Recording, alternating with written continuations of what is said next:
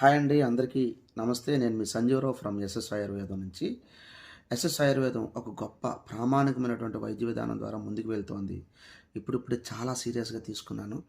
అందరికీ తెలియచేయండి, లైక్ చేయండి, ఫాలో చేయండి. ఎందుకంటే చాలా తక్కువ ఖర్చుతోటి సమస్యలు నయం చేయాలి అనేటువంటిది ఒక సంకల్పం. నయం అయిపోతాయి, అందులో ఎలాంటి సందేహం లేదు. అది ఎలాంటి ఎంతటి సమస్య అయినప్పటికీ కూడా. అయితే ఇప్పుడు మనం చెప్పుకునేది మోకాల నొప్పి. గుర్తుపెట్టుకోండి, మోకాల నొప్పి అనేటువంటిది ఒక 4, 5 రకాలుగా వస్తూ ఉంటుంది. హెవీ వెయిటు, లేదా వాత శరీరము, కార్టిలేజ్ టిష్యూ అరిగిపోవడము, రొమటైడ్ ఆర్థరైటిస్, పొట్టలో సమస్య ఉన్నా సరే, ఇలా చాలా రకాల రీజన్స్ వల్ల వస్తూ ఉంటుంది.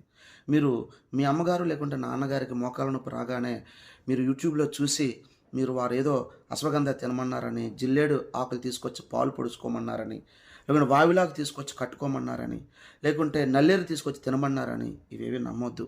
వాటి ద్వారా మీ మోకాల నొప్పి అనేటువంటిది తగ్గదు. అందులో ఎలాంటి సందేహం లేదు. పొట్టలో సమస్య ఉంటే అశ్వగంధం తింటే ఎందుకు తగ్గుతుంది? ఎక్కడో జిల్లేడు ఆకు ఇక్కడ రాసుకుంటే కట్టుకుంటే ఎందుకు తగ్గుతుంది? సమస్య వేరు, దాని ట్రిగ్గరింగ్ పాయింట్ వేరు. మీరు ఇవేవో చేసి కాలయాపన చేసుకొని వాళ్ళ తాలూకా శరీరాలను మీరు పాడు చేయొద్దు. శరీరాన్ని, డబ్బుని వేస్ట్ చేసుకోవద్దు. ఎందుకంటే ఇది తగ్గే విధానం అంటూ ఒకటి ఉంటుంది. ఇక్కడ తినే ఆహారాలు చాలా ఇంపార్టెంటు, ఇచ్చిన మందులు ఇంపార్టెంటు, విధానం ఇంపార్టెంటు. ఎస్ఎస్ ఆయుర్వేదం చెప్పినటువంటి విధంగా చేసుకుంటూ వెళ్ళండి.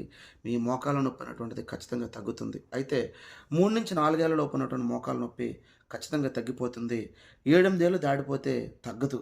అయితే శ్రేయస్కరమైన మందులు వాడుకుంటూ వెళ్తే వారికి ఎలాంటి ఇబ్బంది లేకుండా ఉంటుంది. అయితే ఎవరైనా సరే ఇబ్బంది లేదు, 10 ఏళ్ళు ఉన్నా సరే తగ్గిపోతుంది అంటే గుర్తుపెట్టుకోండి, అది అబద్ధం. అందులో నిజం లేదు. ఎట్టి పరిస్థితుల్లో నమ్మొద్దు.